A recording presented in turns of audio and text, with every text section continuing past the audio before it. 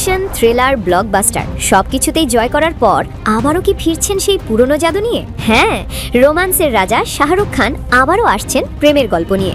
ভারতীয় গণমাধ্যমের খবর অনুযায়ী একটি বড় বাজেটের রোমান্টিক ড্রামা সিনেমার চিত্রনাট্য ইতিমধ্যেই পছন্দ করেছেন কিং খান।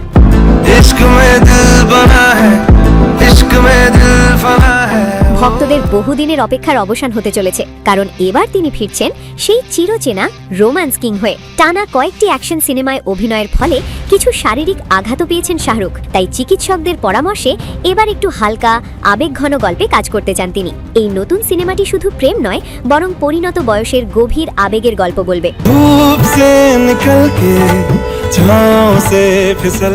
সব ঠিক থাকলে 2027 সালের শুরুতেই শুরু হতে পারে শুটিং। তবে তার আগে আসছে আরেক বড় চমক। কিং 2026 সালের 24শে ডিসেম্বর মুক্তি পেতে যাচ্ছে এই অ্যাকশন থ্রিলার। সিদ্ধার্থ আনন্দ পরিচালিত এই সিনেমায় শাহরুখকে দেখা যাবে এক দুর্ধর্ষ ঘাতকের চরিত্রে।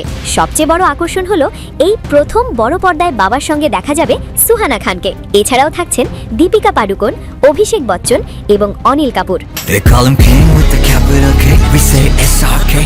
বর্তমানে শাহরুখ ভাবছেন দুটি বড় প্রজেক্ট নিয়ে, একটি ফারহা খানের সিনেমা আর অন্যটি এই নতুন রোমান্টিক গল্প।